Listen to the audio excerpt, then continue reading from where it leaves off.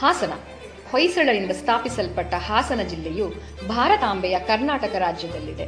ಹಾಸನದ ಮೂಲ ಹೆಸರು ಸಿಂಹಾಸನಪುರಿ ಮತ್ತು ಹಾಸನವನ್ನು ಶಿಲ್ಪಕಲೆಯ ಬೀಡು ಎಂದೂ ಸಹ ಕರೆಯುತ್ತಾರೆ.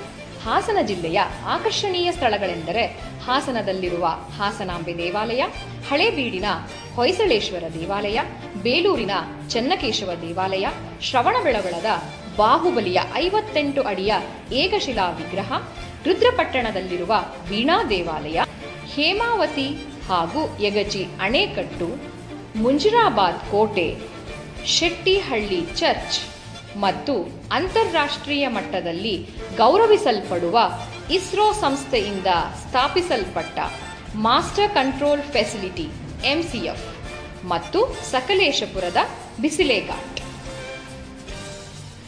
ಹಾಸನದ ಹೆಸರಾಂತ ವೈದ್ಯರಾದ ಡಾಕ್ಟರ್ ರಾಜೀವ್ ರವರು ಗ್ರಾಮೀಣ ಭಾಗದ ವಿದ್ಯಾರ್ಥಿಗಳಿಗೂ ಸಹ ವಿದ್ಯೆ ಕೈಗೆಟುಕಬೇಕು ಎಂಬ ಕನಸು ಕಂಡು ರಾಜೀವ್ ಎಜುಕೇಷನ್ ಟ್ರಸ್ಟ್ ಅನ್ನು ಪ್ರಾರಂಭಿಸಿದರು.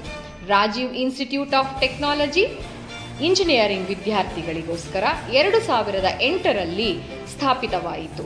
2009ರಲ್ಲಿ ವಾಣಿಜ್ಯ ಹಾಗೂ ವ್ಯವಹಾರ ಶಾಸ್ತ್ರದ MBA ಕೋರ್ಸ್ ಪ್ರಾರಂಭವಾಗಿ 2019ಕ್ಕೆ ಯಶಸ್ವಿಯಾಗಿ ತನ್ನ 10 ವರ್ಷಗಳನ್ನು ಪೂರ್ಣಗೊಳಿಸುತ್ತಿದೆ.